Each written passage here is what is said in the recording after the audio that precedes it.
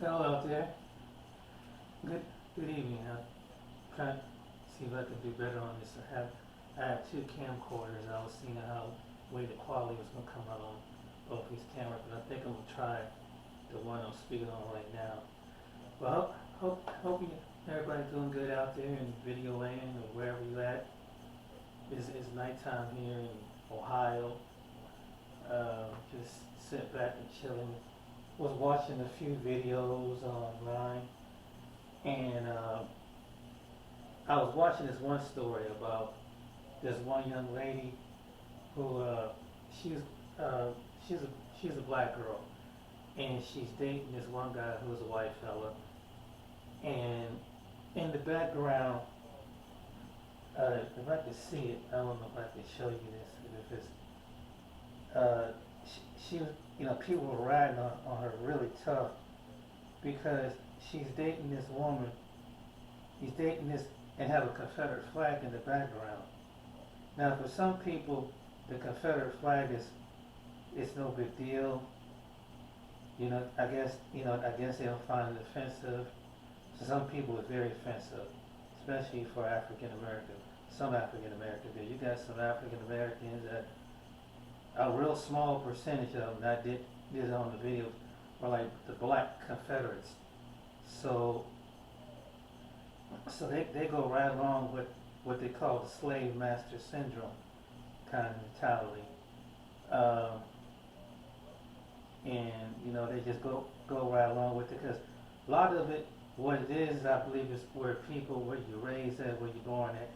If you live in a rural county and you're a family that been raised around, and you're a black person that been around a lot of people who are non-black, mostly white, you're gonna pick up certain ways about themselves, and I mean, as far as the mannerism and different things like that, and it brought me to this topic, and I was laughing because I was just, as I'm reading this story, I'm thinking about a friend of mine, and he sometimes he watches my videos. And John, if you see his video, um, um, I just to get someone's gonna find this hilarious out there.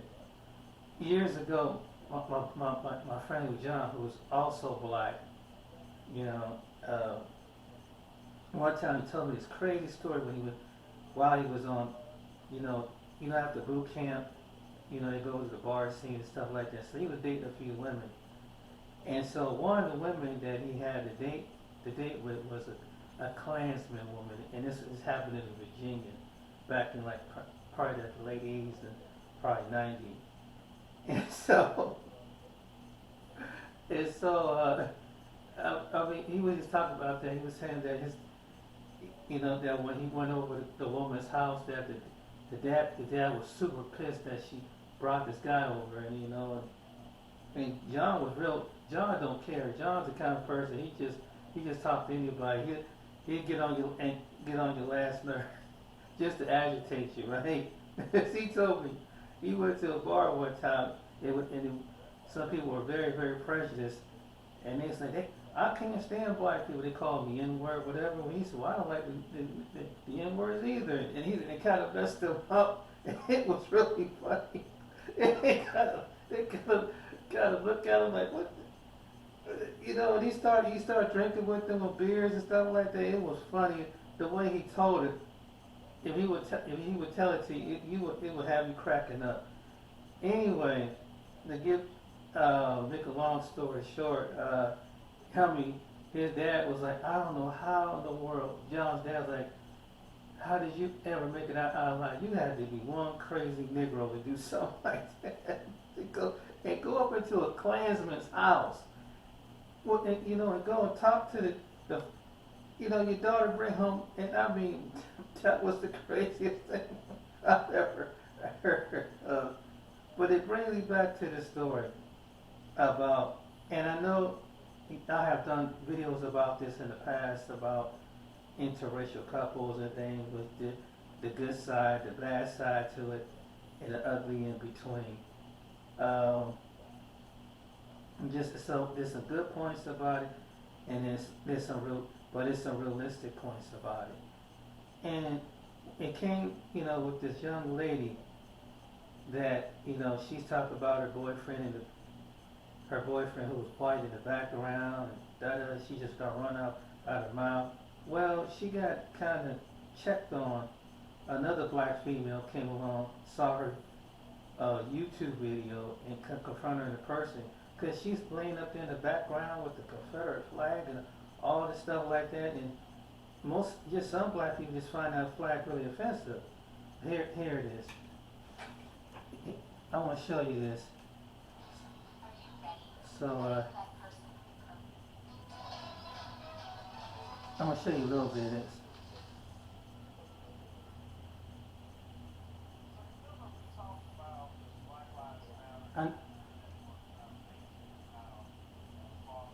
I found off his show.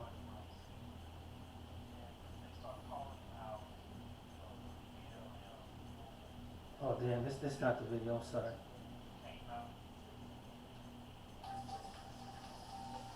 But I'm gonna show you a little bit of the video. There's this girl that was posting a video, on TikTok that got a lot of people upset. This was crazy. Black girl by the name of Tracy Barbie. Now I want you to see what she says, but I want you to pay very close attention. I'm gonna use my commentary on what it says, but I'm trying not to show too much because I don't want to violate this YouTube, but I just want to show a video about this.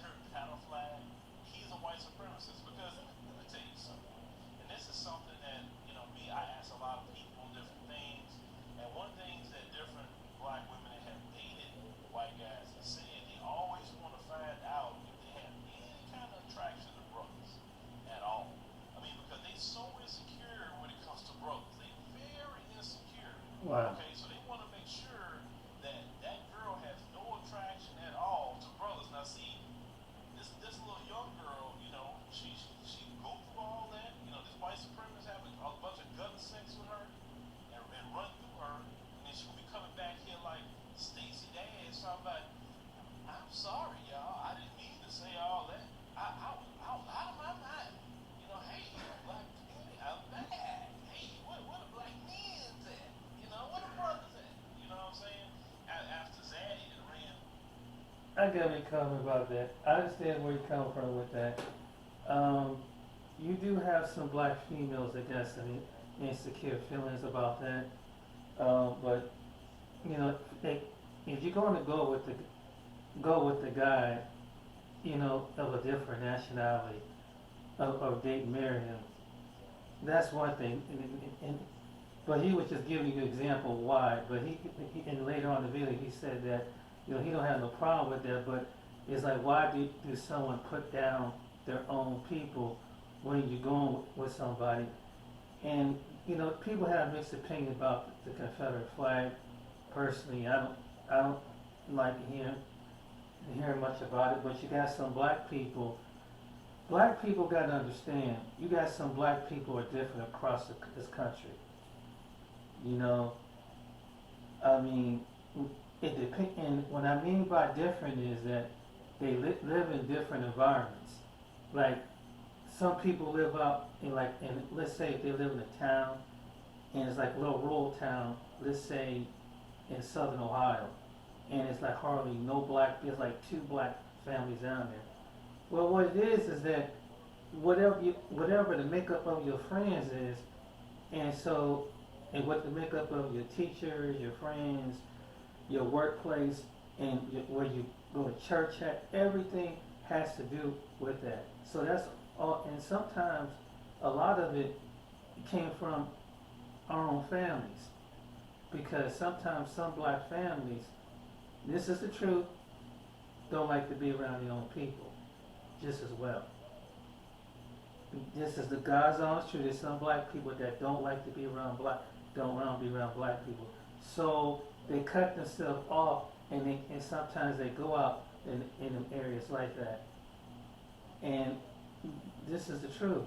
So I don't give a fair balance about that, but there's some people